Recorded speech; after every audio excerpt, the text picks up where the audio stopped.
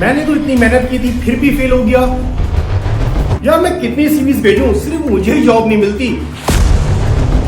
मेरे ऑफिस में प्रमोशन कोई चांस नहीं मेरा। इसको देखो, ये तो हमसे छोटी है लेकिन इसकी शादी हमसे पहले हो गई। Lady Gaga, Jim Carrey, Shahrukh Khan, Prince Harry सब एतराफ कर चुके हैं कि वो इसका शिकार हुए। ये सिर्फ जिंदगी का चैलेंज नहीं बल्कि एक खामोश बीमारी का आगाज हो सकता है।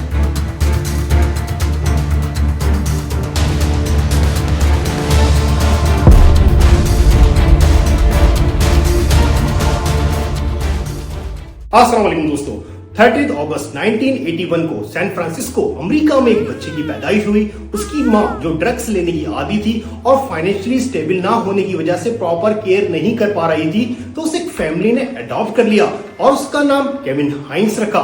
केविन के अडॉप्टेड पेरेंट्स ने हर तरह से उसका ख्याल रखा, लेकिन फिर भी केविन को मेंटल इश्यूज का सामना रहा। 16 साल की एज में उसे बाइपोलर डिसऑर्डर डायग्नोस हुआ। फैमिली ने यहां भी मुकम्मल सपोर्ट दिखाई, लेकिन केविन अपनी मेंटल हेल्थ इश्यूज से मुसलसल लड़ता रहा। जब वो 19 साल का हुआ तो 25 सितंबर 2000 को अपने घर से बस में बैठकर फेमस गोल्डन गेट ब्रिज पहुंचा और ब्रिज से छलांग लगाकर सुसाइड करने की कोशिश की।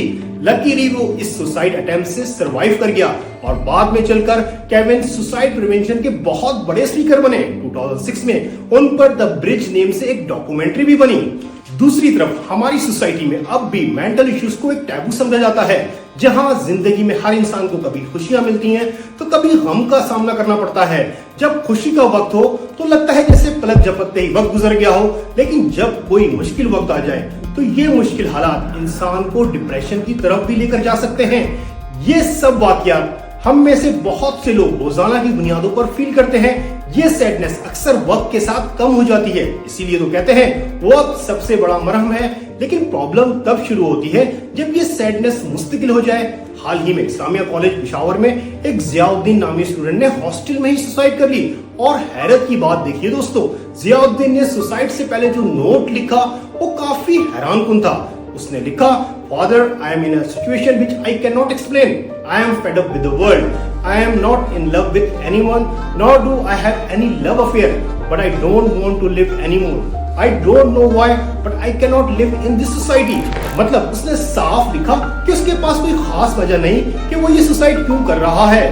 तो ये कहानी एक जियाउद्दीन की नहीं, हम में से कोई भी इंसान कभी ना कभी डिप्रेशन का शिकार हो सकता है। तो चलिए जानते हैं इसके सिम्टम्स और टाइप्स के बारे में आज की इस वीडियो में। सबसे पहले डिप्रेशन के सिम्टम्स जानते हैं, जैसे deep feeling of sadness, dark moods, अकेलापन, खाने पीने और सोने की रूटीन में चेंजेस, अपने डेली रूटीन के कामों में मुश्किलात फील होना, सोशल सर्कल जैसे कि दोस्तों से मिलना जुलना कम कर देना या ना मिलना, ये सब डिप्रेशन के सिम्टम्स हो सकते हैं। अब अगर डिप्रेशन के टाइप्स की बात करें तो वैसे तो बहुत टाइप्स की डिप्रेशन होती है, लेकिन अगर कुछ खास टाइप्स को देखें, नंबर 1, परसिस्टेंट डिप्रेशन डिसऑर्डर। इस टाइप के डिप्रेशन में इंसान काफी अरसे तक उदास रहता है। बाज दफा तो वो इस सैडनेस को पार्ट ऑफ लाइफ समझ लेता है। ऑन एवरेज तकरीबन इस तरह के डिप्रेशन का टाइम ऑफ स्पेन 2 साल तक हो सकता है।